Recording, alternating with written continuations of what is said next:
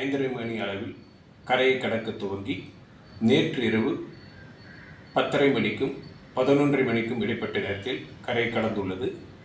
இது தொடர்ந்து புதுச்சேரிக்கு அருகில் நிலை கொண்டுள்ளது. கடந்த 6 மணி நேரத்தில் இது மணிக்கு சுமார் 7 கிலோமீட்டர் வேகத்தில் நகர்ந்துள்ளது. கடந்த 3 மணி நேரத்தில் பெரும்பாலும் நகராமல் உள்ளது. தற்போதைய நிலவரப்படி இது தொடர்ந்து மேற்கு திசையில் மெதுவாக நகர்ந்து அடுத்து வரும் 3 மணி நேரத்தில் ஆழ்ந்த காற்றழுத்த தாழ்வு மண்டலமாக வலுக்குறையக்கூடும். இதுவரை பதிவான தகவல்களின் அடிப்படையில் கடந்த 24 மணி நேரத்தில்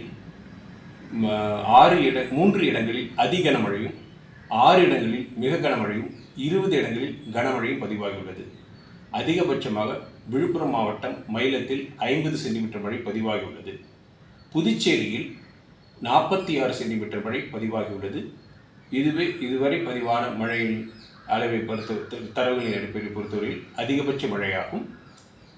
இதற்கு முன்னர் அக்டோபர் மாதம் 31ஆம் தேதி 2004ஆம் வருடம் 21 சென்டிமீட்டர் மழை புதுவையில் பதிவாகியுள்ளது. தற்பொழுது 46 சென்டிமீட்டர் மழை பதிவாகியுள்ளது.